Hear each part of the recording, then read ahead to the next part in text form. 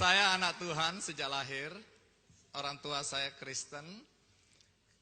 Saya lahir dari keluarga miskin. Ibu saya tukang jahit.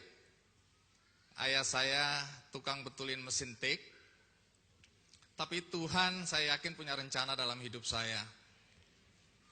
Dan saya berada di sini juga pasti Tuhan punya rencana. Karena jujur aja saya dan istri dalam perjalanan menuju Jogja. Kami sudah dari tanggal 21 kami singgah-singgah di kota-kota. Dan ketika sampai di Solo, saya bilang kita harus Natalan di Solo, yuk kita cari gereja. Nah, cara paling gampang browsing. Begitu di Google saya lihat ada gereja di sini, saya bilang yuk besok pagi kita ke gereja. Jadi hari ini saya berada di sini karena saya lewat di Solo. Baik, karena diminta ada kesaksian. Yang banyak dibaca adalah kesaksian saya ketika saya menulis di Andy's Corner ya, di website saya, tentang bagaimana kesaksian bahwa Tuhan itu ada. Ketika saya remaja tumbuh dan mencari identitas diri, pada saat itu saya melihat hal-hal yang menurut saya tidak cocok dengan prinsip-prinsip yang selama ini diajarkan di gereja.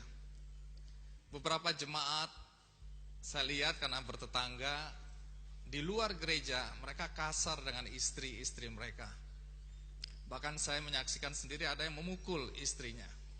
Dari situ saya bilang percuma dia bicara tentang kasih, tetapi dalam perilaku sehari-hari tidak ada kasih di situ. Jadi saya mulai tidak percaya pada gereja waktu itu. Untuk jangka waktu yang lama. Istri saya bapaknya tentara, tetapi dia satu-satunya yang Kristen. Atas izin orang tuanya dia memilih agamanya. Orang tuanya sangat demokratis. Ketika dia bilang saya mau jadi Kristen, orang tuanya bilang sepanjang kamu jadi Kristen yang baik silakan. Dan saat ini dia yang aktif mendorong saya untuk kembali ke gereja. Jadi satu hari berkali-kali ya anak-anak dibawa ke gereja, dia selalu bilang, "En, kamu adalah kepala rumah tangga. Kamu harus memberikan teladan." Saya bilang kamu aja. Karena hati saya tidak bisa berpura-pura untuk ke gereja, kemudian saya tidak terlalu percaya pada gereja. Sampai satu hari saya dan Abu Rizal Bakri waktu itu dengan jet pribadinya kami ke Uzbekistan. Dalam perjalanan cuaca buruk sekali.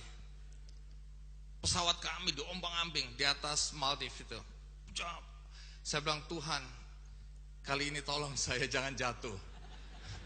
Sungguh mati kalau nggak jatuh saya akan kembali ke gereja. Saking takutnya saya bilang Tuhan benar-benar kali ini saya tidak bohong, saya akan ke gereja. Nah, hal yang membuat saya sedikit lega atau sedikit merasa tenang waktu itu di tengah cuaca yang buruk, saya bilang udah pasti jatuh waktu itu, pesawatnya sudah begini-begini, kilat, petir, hujan deras. Tapi saya lihat pilotnya orang bule. Nah, kita kan orang Indonesia asal bule aja tenang gitu ya. Walaupun mungkin bulenya baru belajar nyupir juga itu. Tapi akhirnya kami sampai. Kembali ke Jakarta, saya cerita pada istri saya. Belum cerita dulu. Saya bilang sama istri saya, minggu ini kita ke gereja ya. Kaget istri saya. Hah? Serius? Iya, kita ke gereja. Kenapa? Udah gak ada masalah, aku pengen ke gereja. Saya sembunyikan itu kan. Tapi istri saya kan penasaran, apa yang membuat Andi Noe tiba-tiba berubah drastis kembali ke gereja. Akhirnya satu hari saya cerita, Pi, kamu tahu nggak? Aku ini nyaris jatuh. Kapan? Nah, saya ceritakan. Dia bilang tunggu dulu. Aku ingat tanggal berapa itu? Ini jam berapa? Nah, pada jam itu rupanya dia dan anak bungsu kami, saya punya 3 anak, anak bungsu kami, mereka tiba-tiba berdoa. Malam itu kata istri saya nggak tahu kenapa saya harus berlutut bersama anak bungsu karena kebetulan mereka cuma berdua di rumah. Ayo kita doakan ayah. Doakan apa? Kata anak saya. Kita doakan semoga ayah kembali ke gereja. Dan jam itu, detik itu dia berdoa dan detik itu pesawatnya begini.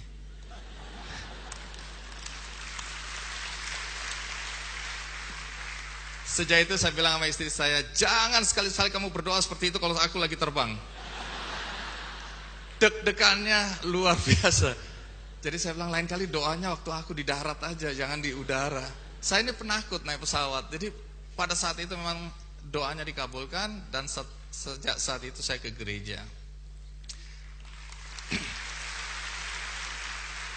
Yang ingin saya ceritakan, kalau Anda mau pulang silakan, saya menggantikan Anda hari ini. Jangan.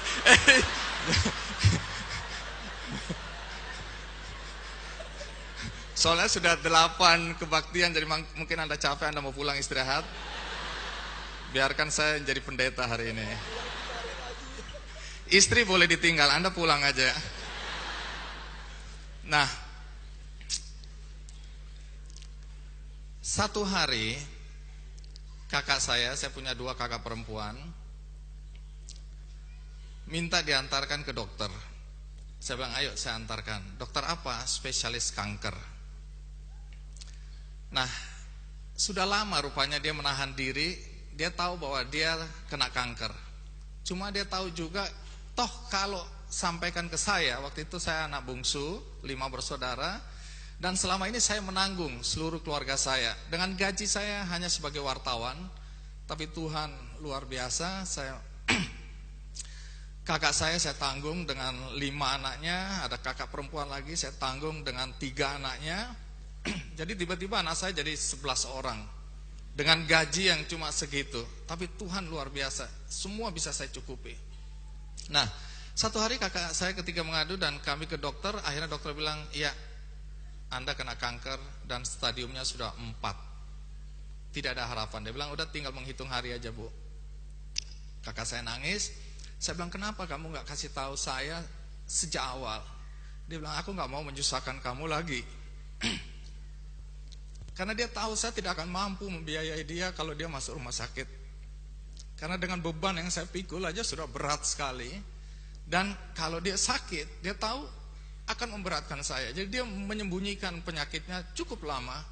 Sampai akhirnya dia tidak tahan dan dia sampaikan ke saya dan sudah stadium 4 dan terlambat. Saya bilang kita harus usaha. Dia bilang udah gak apa-apa, aku udah siap. Enggak boleh, kita harus usaha.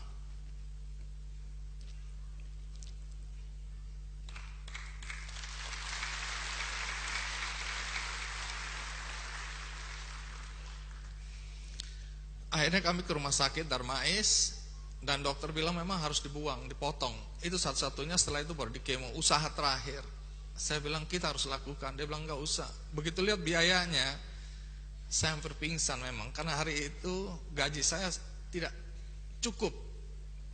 Bahkan saya udah mulai bingung, ini harus pinjam ke siapa lagi untuk bisa menutup biaya. Tapi saya bilang enggak, kamu harus ke rumah sakit. Entah bagaimana nanti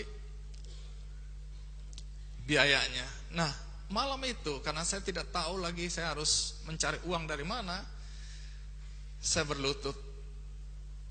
Ini sebelum saya kembali ke gereja. Jadi ini sebelum kejadian yang pesawat digoyang tadi, saya tidak ke gereja. Tapi hari itu saya bilang saya tidak punya jalan keluar selain pada Tuhan. Saya berlutut sendirian di kamar. Saya bilang Tuhan, sebagai manusia saya sudah tidak tahu lagi bagaimana caranya.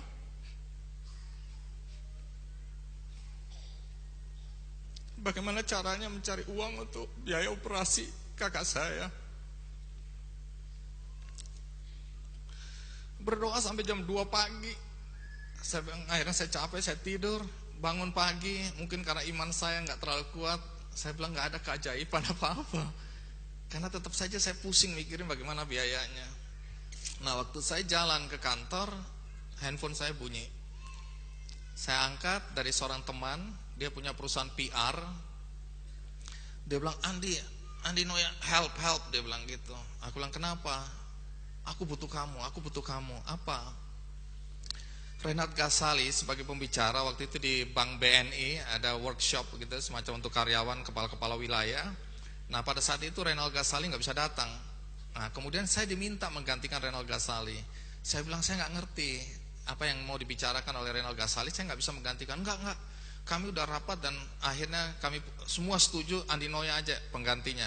Terus aku harus ngomong apa? Udah kamu ngomong apa aja, pokoknya mereka maunya Andi Noya. Seperti hari ini saya ngomong apa aja yang penting aja. Singkat kata akhirnya saya menggantikan Renal Kasali. Waktu pulang dia menyerahkan cek ke saya. Saya bilang enggak, ini pertemanan aja, enggak usah. Enggak, aku tahu kamu wartawan, enggak terima amplop katanya gitu kan. Nah tapi ini bukan urusan pekerjaan. Kamu sebagai pembicara, jadi ini enggak ada kaitannya dengan jurnalistik, enggak ada kaitan dengan kode etik dan lain-lain. Dia maksa-maksa, karena di depan banyak orang. Akhirnya saya terima dengan harapan, saya bilang saya akan kembalikan. Tapi dia sudah SMS saya, waktu itu belum ada WhatsApp ya. SMS, dia bilang please terima, jangan kembalikan. Dia bilang gitu, ini betul-betul sebagai profesional. Nah akhirnya saya bilang ya sudahlah, mungkin ini memang Tuhan sudah atur. Saya terpikirkan kembali, oh iya, siapa tahu bisa-bisa untuk nambah uang operasi kakak saya. Begitu saya buka, bapak-bapak, ibu-ibu sekalian, tahu berapa angka di dalam cek itu?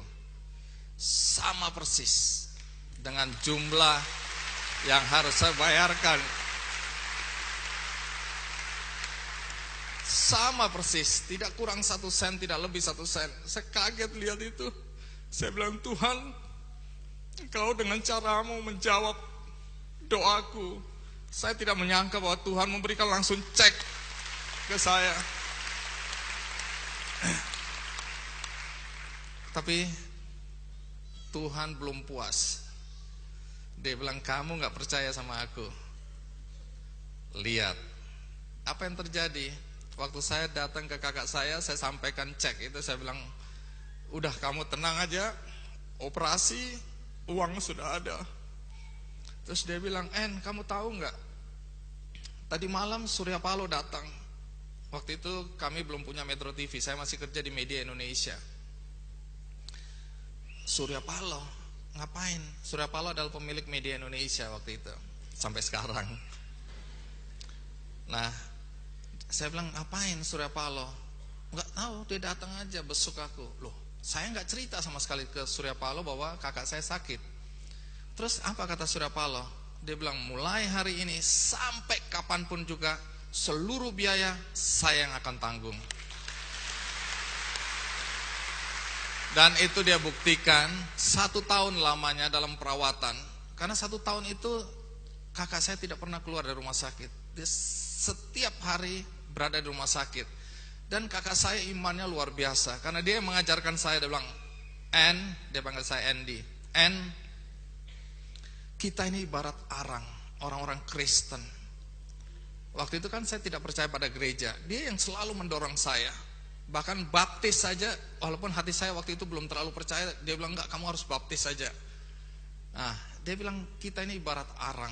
Kamu enggak bisa merasa bahwa imanmu cukup kuat. Karena saya selalu merasa, saya percaya pada Tuhan Yesus Kristus, saya enggak perlu ke gereja. Iman saya sangat kuat, saya bilang. Dia bilang, enggak bisa, Kenapa? Ibarat arang dalam tungku. Gereja adalah tungku. Kalau kamu keluar, kamu mungkin akan jadi bara. Tapi berapa lama kamu? Karena ketika imanmu mati, kalau kamu di gereja, maka arang-arang lain yang akan membakar kamu sehingga imanmu terus tumbuh.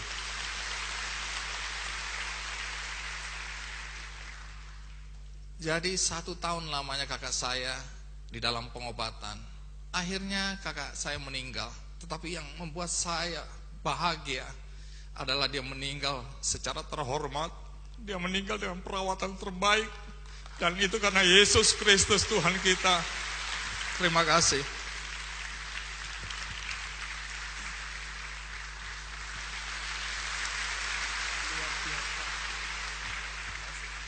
Ya, sekali lagi beri tepuk tangan yang meriah untuk Tuhan kita Yesus Kristus.